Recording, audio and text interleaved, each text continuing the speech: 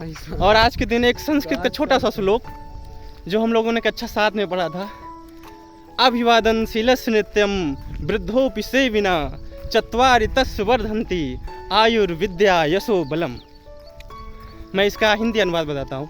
अपने से बड़ों का सम्मान करने का, उनका सेवा करने से हमारी 4 चीज़ें बढ़ती हैं, आयु, विद्या, यश यानी कीर्ति और आपका बल। ऐसा उस श्लोक में लिखा था और मैं तो करता हूँ भाई, मैं तो सेवा करता हूँ। ये 4 अगस्त है और आज भी 4:20 पे मैं उठ चुका हूँ।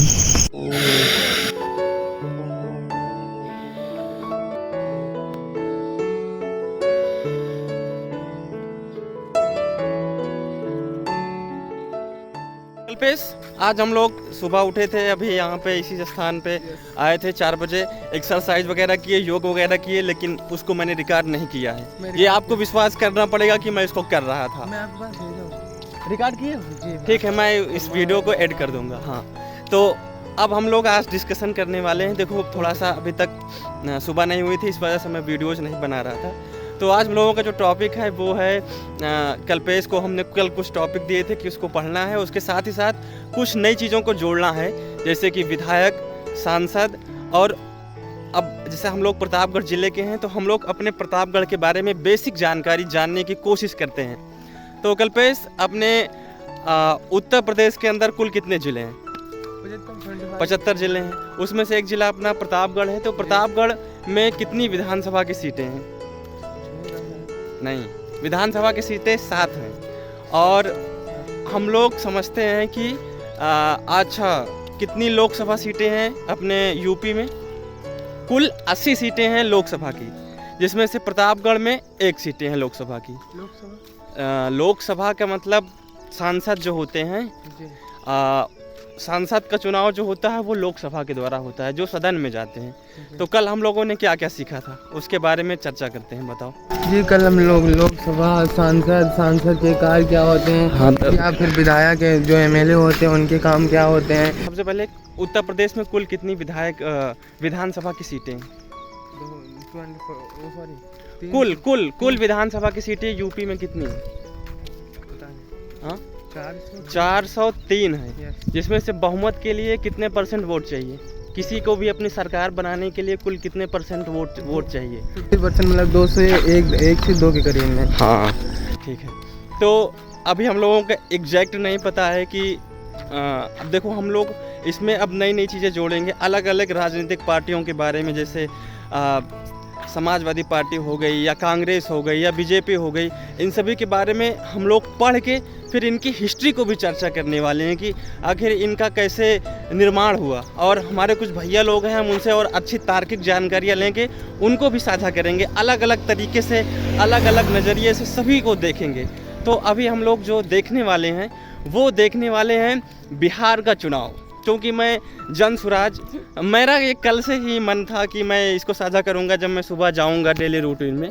मैं हूँ जन स्वराज का थोड़ा सा फॉलोवर, क्योंकि जो एक लीडर होता है, जब तक वो किसी लीडर का मतलब फॉलोवर, जब तक लीडर बनना चाहता है अगर वो, तो एक लीडर का अच्छा अनुयायी होना चाहिए, उसका पालन करना चाहिए, उसकी बातों को सुनना चाहिए। मैं उनको 2025 में जाना, और जिस तरीके से उन्होंने बिहार के अंदर मेहनत की और प्रतिदिन वहाँ पे जाते थे, और इतनी बुरी हार हुई उनकी, 2 अक्टूबर को उनकी पार्टी का निर्माण हुआ था, मैं बहुत अच्छे से जानता हूँ क्योंकि मैं उनके एक एक इंटरव्यू को देखा था। और उसके साथ ही साथ वो नवंबर में विधानसभा का चुनाव होता है और वो हर एक जगह से हारते हैं, वो खुद नहीं खड़े होते, किसी दूसरे को खड़ा कराते हैं। लेकिन कल उपचुनाव हुआ था बांकीपुर विधानसभा से, बिहार के अंदर ही, मैं उनको देख रहा था, और जिस तरीके से उन्होंने प्रचंड जीत हासिल की है, चाहे वो आरजेडी को हराया हो या फिर बीजेपी को, वो गढ़ माना जाता था। पिछले 30 सालों से वहाँ पर बीजेपी की सरकार थी, हालांकि वो वहाँ पे शिक्षा के मुद्दे पे और मुख्यमंत्री गड़बड़ थे, उनको हटाएंगे उसके कारण से, और उसके साथ साथ ही वहाँ पे एक विकास के लिए कोशिश की है। 3 मुद्दे थे, मुझे एग्जैक्ट याद नहीं है, बट मैं उनको बहुत अच्छा फॉलोअर हूँ, इसलिए मैं उनकी गलतियों से सीखा कि अगर हम हार जाते हैं तो हमें हार को गलत तरीके से नहीं लेना चाहिए। हार को इस तरीके से लेना चाहिए कि कहीं ना कहीं हमारे अंदर कमियां थी, हम में सुधार करने की आवश्यकता है। मैं उनकी मानसिकता क्या थी कि मैं इतने दिनों में लोगों को नहीं खुश कर पाया। जो लोग मुझको वोट दिए हैं और जो नहीं दिए हैं, यानी मैं उनका विश्वास नहीं जीत पाया हूँ। कहीं ना कहीं मुझे उस पर मेहनत करने की आवश्यकता है कि मैं उनका विश्वास क्यों नहीं जीत पाया हूँ। तो मैं ये कहना चाह रहा था कि अपनी हार से हमको सीखना चाहिए। कहीं ना कहीं हमसे मिस्टेक हुई थी। अब आगे चलते हैं। तो कल अपने भारत में कल 3 उपचुनाव थे। मोबाइल हिलाओ में। कल अपने भारत में 3 उपचुनाव थे। पहला था बिहार विधानसभा में बांकीपुर में, बिहार राज्य में बांकीपुर में। दूसरी मध्य प्रदेश के दतिया में, जिसमें कांग्रेस की बहुमत ही प्रचंड बहुमत होती है। और गुजरात में उपचुनाव था जहां पे बीजेपी वहां पे जीती थी। तो ये कल अपने देश में कल 3 चुनाव थे जहां पे मैंने देखा। और जो मुझे सबसे ज़्यादा पसंदीदा लगी थी वो जन स्वराज यानी प्रशांत किशोर बिहार के अंदर। तो वो एक लीडर के लिए मैं देख रहा था कि कौन कौन से गुण होने चाहिए और हमें उनसे क्या सीखने को मिल सकता है। तो बाकी यही है। और हम लोग ऐसे दैनिक जीवन में जो भी अपने आसपास की चीज़ें हैं उनको सीखने की कोशिश करेंगे। जैसे हर एक व्यक्ति के क्या अधिकार क्षेत्र होते हैं, जो सांसद होता है, जो विधायक होते हैं, जो प्रधान होते हैं। और मतलब बहुत कम लोगों तक सारी जानकारियाँ पहुँच पाई हैं। तो हम लोग भी सीखेंगे और उसको कोशिश करेंगे कि सभी लोगों को बता सकें, जो भी देखना चाहते हैं, जो भी जानना चाहते हैं। और एक अच्छा कम्युनिकेटर कैसे बन सकते हैं, कम्युनिकेशन कैसे कर सकते हैं, अपनी बातों को कैसे रखें कि सामने वाला उस बात को माने।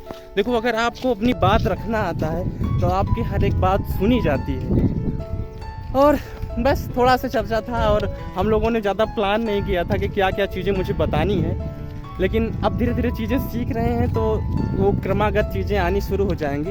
हालांकि कल्पेश को मैं इस लिख के विश्वास के साथ दे रहा हूँ कि कल्पेश आने वाले कुछ दिनों के अंदर बहुत ही अच्छी कम्युनिकेशन, कुछ महीने बाद मेरे तरीके बोलेंगे। ये मैं गारंटी के साथ कह रहा हूँ, क्योंकि मुझे कहीं जाना नहीं है। हम लोग यहीं रहेंगे, सुबह उठेंगे, एक्सरसाइज करेंगे और अलग अलग विषयों पे अपना तर्क रखेंगे। जैसे कल कुछ लोग जा रहे थे, सोमवार था तो साइकिल से जा रहे थे, उस पर कल्पेश ने अपना विचार रखा। वैसे ही हमें किसी को ठेस पहुंचाया नहीं है, लेकिन हाँ, हम लोग अपने विचारों को रखेंगे कि लोगों के अंदर ये तर्क शक्ति बढ़े। वो किसी भी चीज़ को ना मान ले।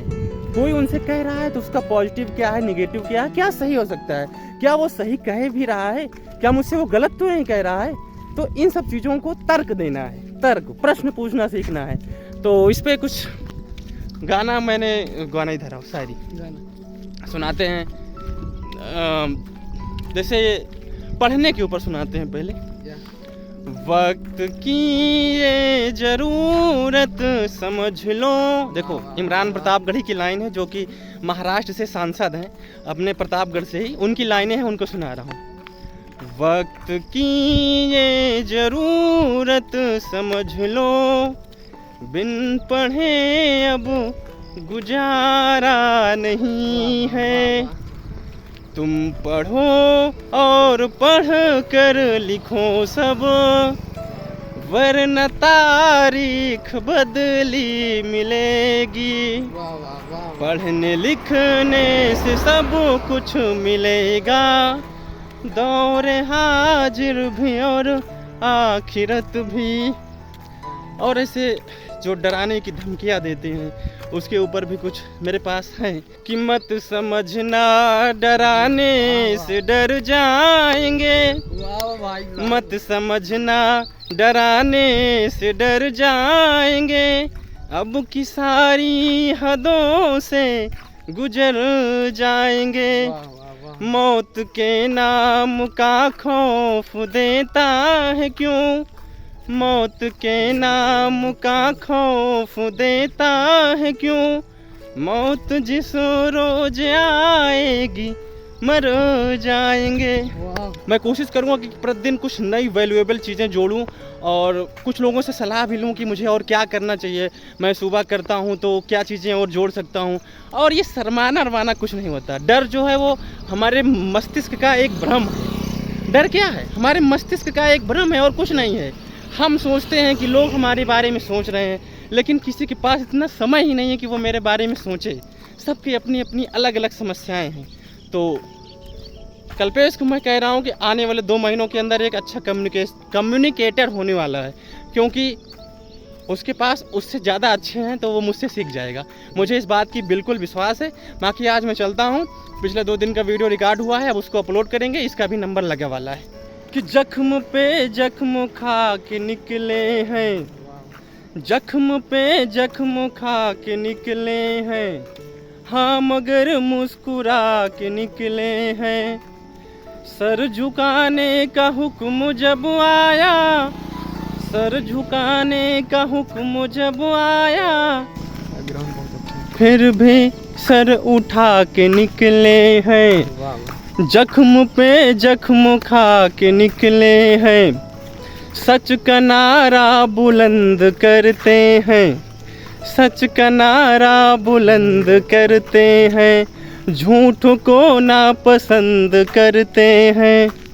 बस ऐसे जोड़ते रहेंगे धीरे धीरे, एक दिन में सारा कंटेंट ले लोगे क्या हमसे।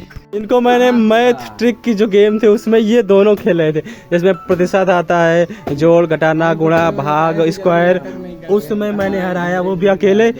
मतलब हराया क्या, ये लोग गलती ज़्यादा की है, इस कारण से हारे हुए। खेला कौन सा गेम, मैथ का game, trick trick trick trick trick trick trick trick trick trick, और उसमें कल्पेश और आलोक को हरा दिया, लेकिन कल्पेश ने मुझको हरा दिया था बहुत आसानी से। जिसकी प्रैक्टिस वो जीतेगा, जिसकी प्रैक्टिस नहीं वो हार जाएगा, सीधी और साधारण सी बात। गेम खेलो, डेली चैलेंज होगा, डेली देखो वीडियो, मज़ा आएगा। कि वो मंजर भी कितना अजीब होगा जिस पल वो मेरे करीब होगा। वाह क्या बात है। कि वो मंजर भी कितना अजीब होगा जिस पल वो मेरे करीब होगा। धड़कन थम सी जाएगी उसके एक एहसास से, कि धड़कन थम सी जाएगी उसके एक एहसास से। कौन जानेगा वो लम्हा कितना हसीन होगा। अरे वाह, ये सब कहाँ से अपनी प्रेम कहानी ला रहे हो। बस